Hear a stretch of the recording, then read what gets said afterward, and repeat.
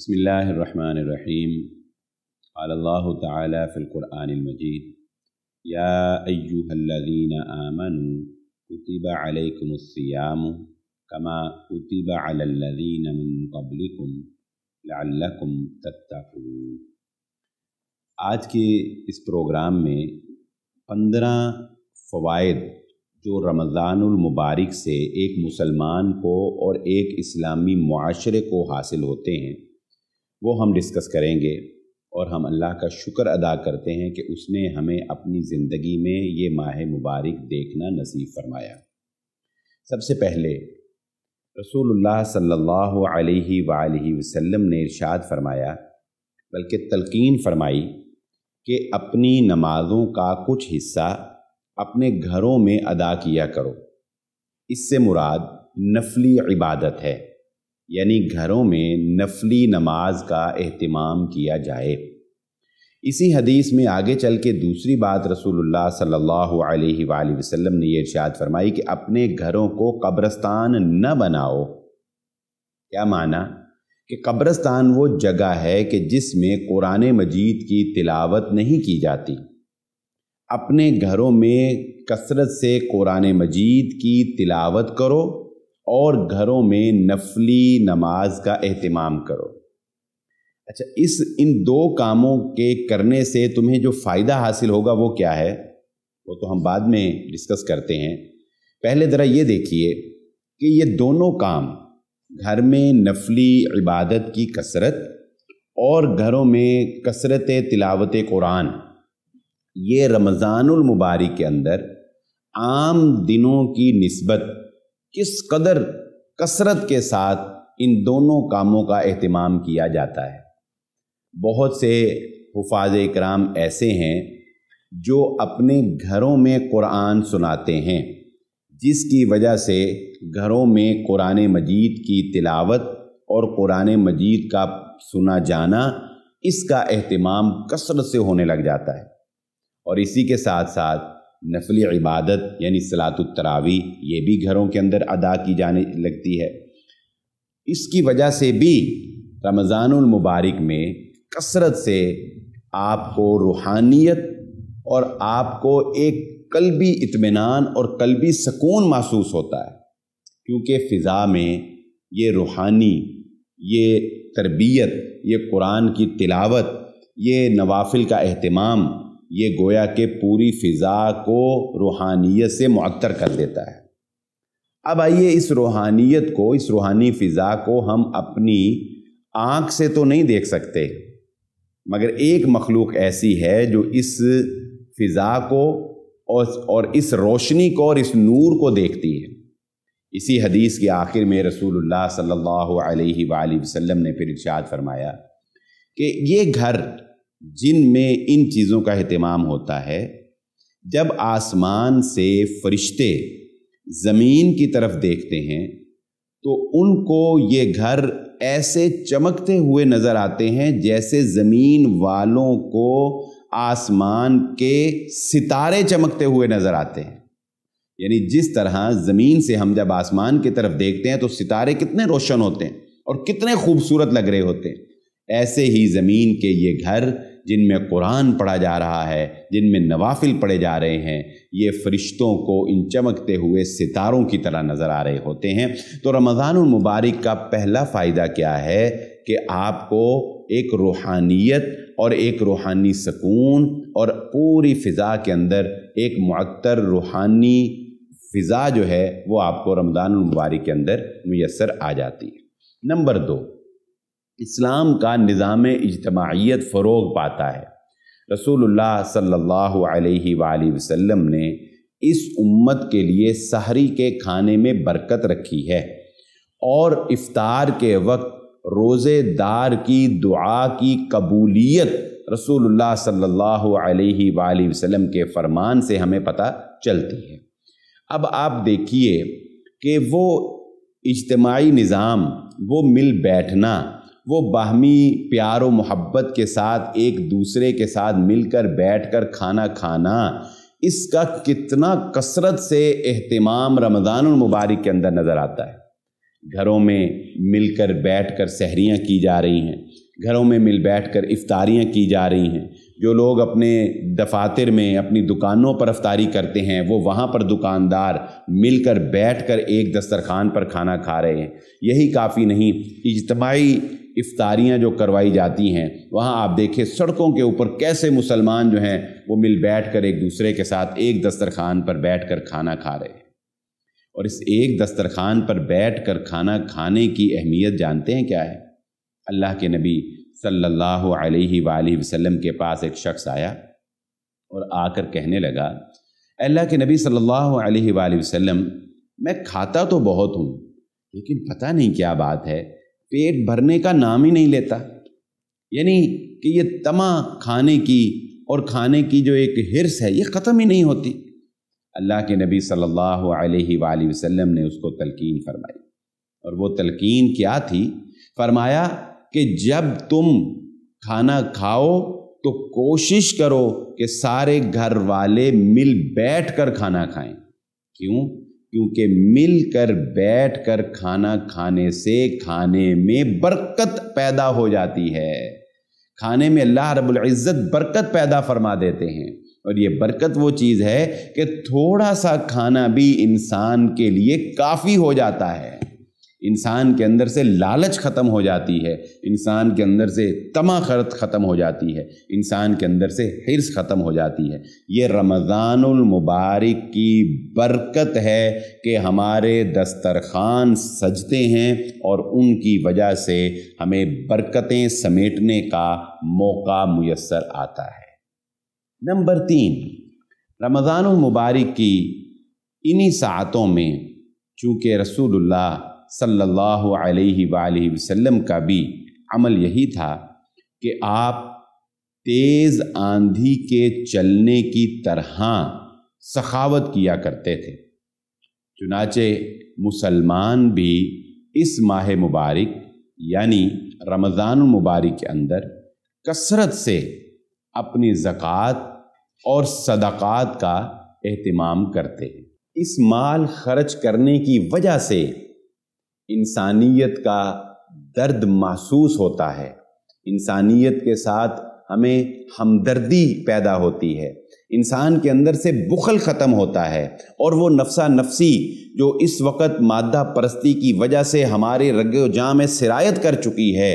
اس نفسا نفسی سے ہمیں چھٹکارا حاصل ہوتا ہے۔ ہم دوسروں کے اوپر خرچ کرتے ہیں، ہم دوسروں کی داد رسی کرتے ہیں، ہمیں غرباء اور مساکین کے دکھ درد کا احساس ہوتا ہے، ان کے گھروں میں جب راشن پہنچتا ہے، ان کے گھر کا رہن سہن دیکھ کے امراء کے دل نرم ہوتے ہیں۔ گویا کہ اس رمضان المبارک کی برکت سے، اس زکوٰۃ اور صدقات کی وجہ سے غرباء اور مساکین کو بھی فراوانی حاصل ہوتی ہے۔ یہ رمضان کی برکات ہیں، یہ رمضان کی سعادتیں ہیں جو پورے معاشرے کے اندر انسانیت کو فروغ دے دیتی ہیں۔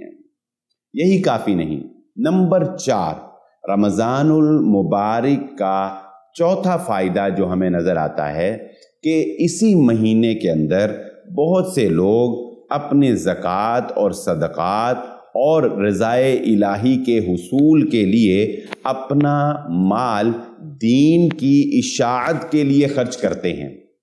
دین کو فروغ دینے کے لیے خرچ کرتے ہیں۔ اسی وجہ سے بہت سے ادارے، بہت سے مدارس، بہت سے وہ تنظیمیں جو دین کی اشاعت اور دین کی بقا اور دین کے فروغ کے لیے کام کر رہی ہیں، وہ رمضان المبارک میں ہی اپنا بجٹ مینٹین کرتی ہیں، اور یوں اس رمضان کی برکت سے دین کو فروغ حاصل ہوتا ہے۔ آگے چلیے، نمبر 5، اگر ہم بات کریں معاشی اعتبار سے تو یہ فائدہ بھی رمضان المبارک کا کچھ کم نہیں ہے کہ عید کی شاپنگ کی وجہ سے رمضان المبارک کے اندر بہت سے کاروبار چمک اٹھتے ہیں، بہت سے دکاندار اس ماہ مبارک میں ہونے والی اپنی سیل سے اپنے سالانہ اخراجات کو برابر کرتے ہیں، اپنے سالانہ اخراجات کو مینٹین کرتے ہیں۔ بازاروں کے اندر شاپنگ کی کثرت کی وجہ سے گویا کہ معاشی طور پر بھی لوگوں کو فوائد حاصل ہوتے ہیں۔ یہ بھی رمضان المبارک کی ہی برکت ہے کہ مسلمانوں کو مالی فوائد حاصل ہوتے ہیں۔ یہی کافی نہیں ہے، نمبر 6 رمضان المبارک کا 6 نمبر فائدہ یہ ہے، اس مہینے کے ختم ہونے کے بعد مسلمانوں کو عید کی خوشی ملتی ہے۔ مسلمانوں کے لیے رسول اللہ صلی اللہ علیہ وآلہ وسلم کے فرمان کے مطابق سال میں 2 دن خوشی کے رکھے گئے ہیں، ایک عید الفطر اور ایک عید الاضحیٰ۔ تو عید الفطر رمضان المبارک کے اختتام پر ہمیں انعام اور خوشی دی جاتی ہے کہ اس موقع کے اوپر بچے عیدی لیتے ہیں، پھر دسترخوان سجتے ہیں، رشتہ دار ایک دوسرے سے ملتے ہیں، بہت سی ناراضگیاں دور ہو جاتی ہیں اور انسان خوشیوں کو بانٹتا ہے اور خوشیوں کو سمیٹتا ہے۔ یہ بھی رمضان المبارک کا ہی فائدہ ہے۔ نمبر 7 اس رمضان المبارک کی برکت سے آپ دیکھیں گے کہ انسانوں کے اندر حیا اور برداشت پیدا ہو جاتی ہے۔ گناہگار سے گناہگار شخص بھی اس بات کی حیا محسوس کرتا ہے کہ وہ کسی کے ساتھ لڑائی جھگڑا نہ کرے، وہ کسی کو گالی گلوچ نہ کرے، وہ عام معاشرے میں بد زبانی نہ کرے، وہ فحش گوئی نہ کرے۔ کیونکہ اس کو یہ حیا ہوتی ہے کہ میرا نہ صحیح، ویسے تو الحمدللہ اکثر لوگ وہی ہیں مسلم معاشرے کے اندر جو روزہ رکھتے ہیں، لیکن اگر کوئی خود نہ بھی روزہ رکھنے والا ہو تب بھی وہ دوسرے روزے داروں کی حیا میں اپنی زبان کو کنٹرول میں رکھتا ہے۔ اور یہی کافی نہیں ہے، اس بھوک اور پیاس کو برداشت کرنے کی وجہ سے روزے داروں کے اندر برداشت پیدا ہوتی ہے۔ ہمارا معاشرہ جو عدم برداشت کی وجہ سے دن بدن بد اخلاقی کی دلدل میں دھنستا چلا جا رہا ہے اور جرائم کے اندر دن بدن اضافہ ہوتا چلا جا رہا ہے، یہ ماہ مبارک یعنی رمضان المبارک کا یہ مہینہ انسانوں کے اندر، روزے داروں کے اندر، مسلمانوں کے اندر برداشت پیدا کرواتا ہے۔ وہ اپنے غصے کو برداشت کرنا سیکھتے ہیں، وہ اپنی خواہشات کو برداشت کرنا سیکھتے ہیں، اور اس طرح گویا کہ معاشرے کے اندر امن و امان کی ایک فضا ہمیں نظر آتی ہے اور اخلاق ہر طرف پھیلا ہوا نظر آتا ہے۔ رمضان المبارک کا 8 نمبر فائدہ، یعنی 8واں فائدہ جو رمضان المبارک کی برکت سے ہمیں نظر آتا ہے کہ اس رمضان المبارک میں رسول اللہ صلی اللہ علیہ وآلہ وسلم کے ایک فرمان کے پیش نظر کہ آپ صلی اللہ علیہ وآلہ وسلم نے ایک بوڑھی خاتون کو جو آپ صلی اللہ علیہ وآلہ وسلم کے ساتھ اپنی کسی مجبوری کی وجہ سے حج نہ کر سکی، جب اس نے اپنی افسردگی کا اظہار رحمت للعالمین صلی اللہ علیہ وآلہ وسلم سے کیا تو آپ صلی اللہ علیہ وآلہ وسلم نے اس کو تلقین فرمائی کہ تم رمضان المبارک کے اندر عمرہ کر لینا۔ رمضان میں عمرہ کرنا ایسے ہی ہے جیسے کہ کسی نے میرے ساتھ حج کیا ہے۔ اس فرمان کی وجہ سے ہمیں رمضان المبارک کے اندر بیت اللہ کی رونقیں، بیت اللہ کی بہار نظر آتی ہے کہ جوق در جوق لاکھوں لوگ وہ بیت اللہ کی زیارت کے لیے اور عمرہ کرنے کے لیے بیت اللہ تشریف لے جاتے ہیں۔ گویا کہ اس رمضان المبارک کی برکت سے آپ کو بیت اللہ کی رونقوں کے اندر اضافہ بھی نظر آنے لگتا ہے۔ یہ بھی رمضان المبارک کی ہی سعادت ہے۔ آگے چلیے، یہی کافی نہیں ہے، رمضان المبارک کا فائدہ نمبر 9 فائدہ وہ کیا ہے کہ اس ماہ مبارک کے اندر قیام اللیل کا اہتمام کیا جاتا ہے۔ جی ہاں، اور وہ قیام اللیل جسے ہم صلاۃ التراویح کہتے ہیں، اور صلاۃ التراویح میں حفاظ اکرام پورے قرآن مجید کی تلاوت کرتے ہیں، یعنی پورا قرآن جو ہے وہ مکمل طور پر پڑھا جاتا ہے۔ آپ جانتے ہیں اسی رمضان کی برکت سے حافظ اپنا قرآن یاد کرتے ہیں،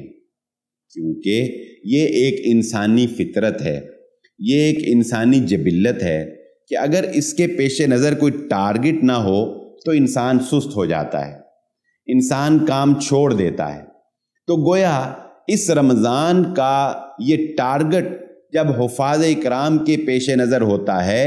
تو بہت نہیں بلکہ تقریباً 90% حفاظ اکرام قرآن مجید کی دہرائی اور قرآن مجید کو اس رمضان المبارک میں سنانے کی وجہ سے یاد رکھ پاتے ہیں،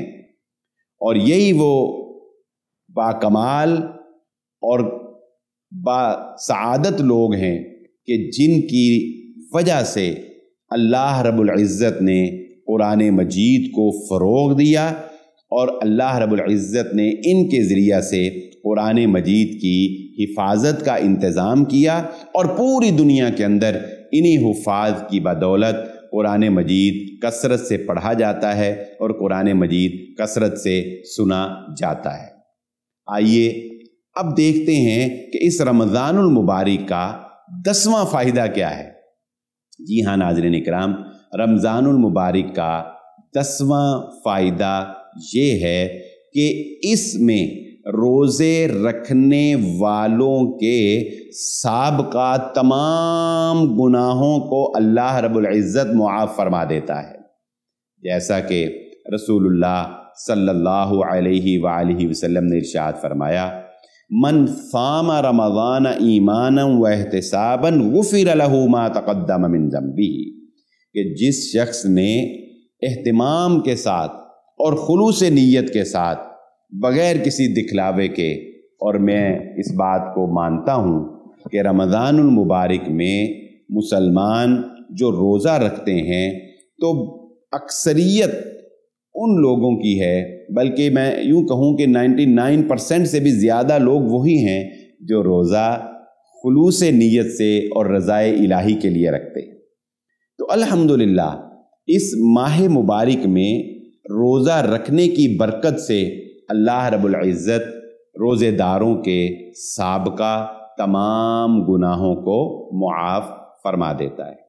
یہی کافی نہیں، رمضان المبارک کا 11واں فائدہ بھی بڑا ہی دلچسپ ہے کہ بہت سی مساجد کے منتظمین سارا سال سستی کا شکار رہتے ہیں،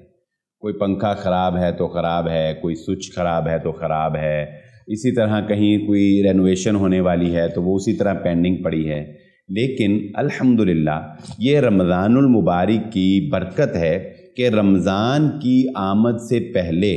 تمام مساجد والے اپنی مساجد کی رینوویشن کرتے ہیں، پینٹ کرواتے ہیں، صفیں نئی جو ہے وہ لائی جا رہی ہیں، قالین نئے بچھائے جا رہے ہیں، اے سیوں کی جو ہے وہ ٹیوننگ کروائی جا رہی ہے۔ یعنی گویا کہ اس رمضان کی برکت سے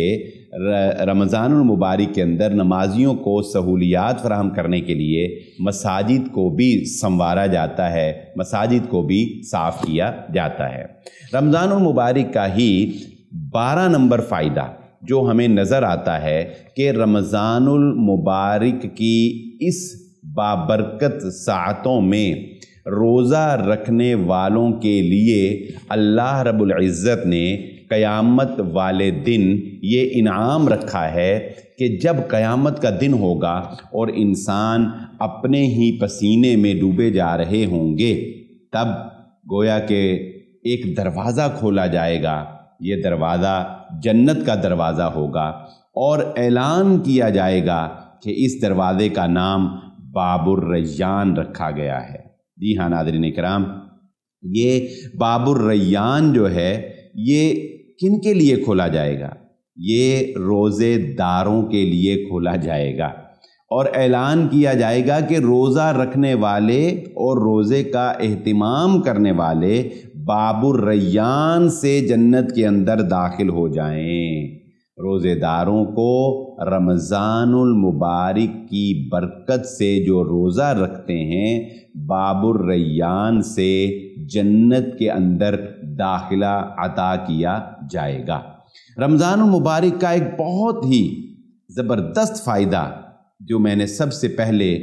آیت آپ کے سامنے پڑھی تھی، 13 نمبر فائدہ یہ ہے کہ لعلکم تتقون، تاکہ تم پرہیزگار بن جاؤ۔ اور پرہیزگاری جانتے ہیں کیا ہے؟ ایک تو تقویٰ کا وہ سادہ سا مفہوم ہے جو عام فہم ہے اور ہر انسان اس کو سمجھ سکتا ہے کہ تقویٰ یہ ہے کہ انسان اللہ رب العزت کی منع کردہ چیزوں سے دامن کو اس طرح سے بچا کے چلے جس طرح کے خاردار جھاڑیوں والے راستے سے انسان اپنے لباس کو بچا کر چلتا ہے۔ لیکن تقویٰ دراصل اللہ رب العزت کے ساتھ تعلق کو محسوس کرنے کا نام ہے۔ دیکھیے، جب کسی ایسے شخص سے جس سے آپ کو بہت زیادہ محبت ہوتی ہے، بے پناہ لگاؤ ہوتا ہے، جب آپ اس کو کوئی میسج کریں یا اس کو کوئی پیغام بھیجیں اور آپ کو رسپانس نہ آئے، کتنی بے چینی ہوتی ہے۔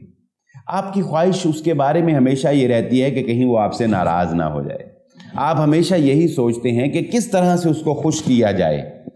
کس طرح سے اس کا دل جیتا جائے۔ بس یہی کیفیت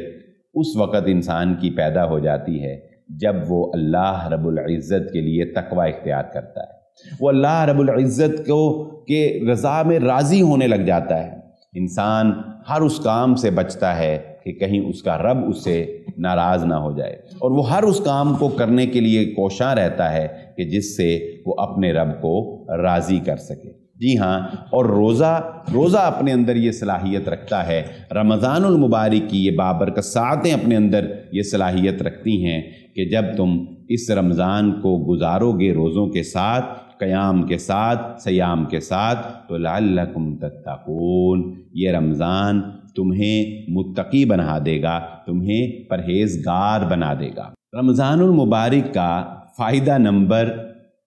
14 نمبر، جی ہاں ناظرین اکرام، یہ فائدہ ایسا ہے کہ کم وقت اور ثواب زیادہ،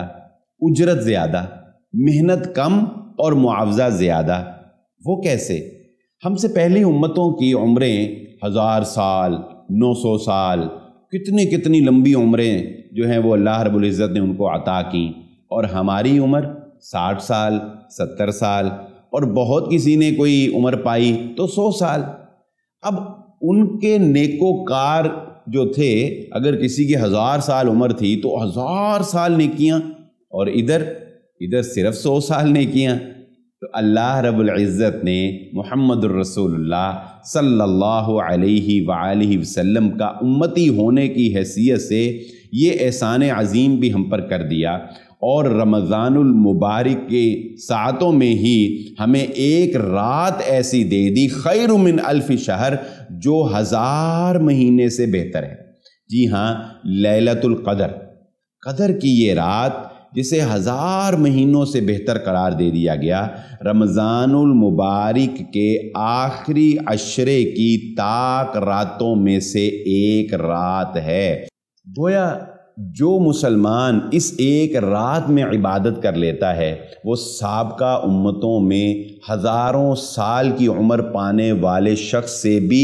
زیادہ ثواب کما لیتا ہے، زیادہ اس کے نامہ اعمال میں عبادت جو ہے وہ لکھ دی جاتی ہے۔ تو گویا رمضان المبارک کا ایک فائدہ 14 نمبر یہ ہے کہ لیلۃ القدر کی رات اس ماہ مبارک میں ہمیں عطا کر دی گئی ہے۔ اور فائدہ نمبر 15، آخری فائدہ رمضان المبارک کا یہ ہے کہ بہت سے گناہگار اس ماہ مبارک کے اندر गुनाहों से तौबा कर लेते हैं, बहुत से बेनमाजी नमाजी बन जाते हैं, बहुत से हराम कमाने वाले हराम को छोड़ देते हैं, बहुत से वो लोग जिन्होंने ये तहैया किया होता है कि वो रमज़ान के बाद शराब नोशी करेंगे, वो फ़लाँ काम करेंगे, फ़लाँ गलत काम करेंगे, वो इस रमज़ान की बरकत से छोड़ देते हैं। और जानते हैं वो कैसे? मेरा तजुर्बा ये बताता है कि रमज़ानुल मुबारक के अंदर कसरत से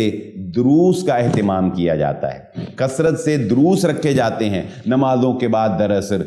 ताक रातों के अंदर दरस, जिनमें उलमाए किराम दुरूस देते हैं, लोगों को दीन की बात बताते हैं और लोगों का दिल नरम होता है और लोग अपने साबिक़ा गुनाहों से तौबा करके अल्लाह की तरफ रुजू कर लेते हैं। गोया इस रमज़ान की बरकत से बहुत से लोग जो हैं वो अल्लाह से जुड़ जाते हैं, बहुत से लोग शैतान से टूट जाते हैं। ये रमज़ान मुबारक के वो 15 फ़ायदे हैं जो हमें मुआशरे में मुआशी तौर पर, इनफरादी तौर पर, इज्तमाई तौर पर, दुनियावी तौर पर और उखरवी तौर पर हमें नज़र आते हैं। और इन 15 फ़ायदों के बाद एक आखिरी बात मैं ये करना चाहूँगा कि बहुत ही बदबख्त है वो शख्स कि जो इन फ़ायदों को हासिल ना कर सका, जिसके बारे में रसूलुल्लाह सल्लल्लाहु अलैहि वसल्लम ने मिंबर पर चढ़ते हुए फरमाया था कि बदबख्त है वो शख्स, या यूँ समझ लीजिए कि आपने फरमाया था कि हलाक हो गया वो शख्स कि जिसने रमज़ान जैसा महीना पाया और वो अल्लाह से अपनी बख्शिश ना करवा सका। इसको अगर आप फ़ील करना चाहें तो ये यूं ही है कि जैसे ख़वातीन को ये बताया जाए कि फ़लाँ दुकान के ऊपर बड़ी अच्छी सेल लगी है, या किसी बिज़नेसमैन को ये बताया जाए कि फ़लाँ जगह पर फ़लाँ प्लॉट बहुत सस्ता मिल रहा है, या फ़लाँ लॉट, फ़लाँ चीज़ जो है वो बड़ी सस्ती मिल रही है, और इंसान अपनी सुस्ती की वजह से कि अच्छा अब करता हूँ, अब जाता हूँ, देखता हूँ, करता हूँ, करते करते वो वक्त गुजार दे, और एक दिन के बाद या 2 दिन के बाद जब वो चीज़ ख़रीदने के लिए जाए और वहाँ पर पहुँचे और जाकर पूछे कि मैं ये चीज़ अब ख़रीदना चाहता हूँ, तो उसे बताया जाए कि वो तो आपके आने से पहले बहुत सस्ते दामों में बिक चुकी है। तो उस वक़्त कितनी अफसुर्दगी इंसान के ऊपर तारी होती है। इंसान कहता है काश मैं पहले आ जाता, काश मैं जल्दी आ जाता, काश कि मैं इसको ख़रीद लेता। तो ऐसे ही रमज़ानुल मुबारक जो है ये अल्लाह की रहमतों का महीना है, बरकतों को समेटने का महीना है, जिसका जो बरकतें ना समेट सका, जो रहमतें ना समेट सका, वो ये अफसोस करेगा कि काश मैं पहले आ जाता। तो इस अफसोस से ख़ुद को बचाने के लिए रमज़ानुल मुबारक के इन 15 फ़वाइद से ज़रूर फैज़ याब होइए और ये फ़वाइद ज़रूर हासिल कीजिए। अल्लाह रब्बुल इज़्ज़त हमें रमज़ान की इन साअतों में अपनी रहमत से जन्नत का वारिस बना दे। व आखिरु दावाना अल्हम्दुलिल्लाहि रब्बिल आलमीन।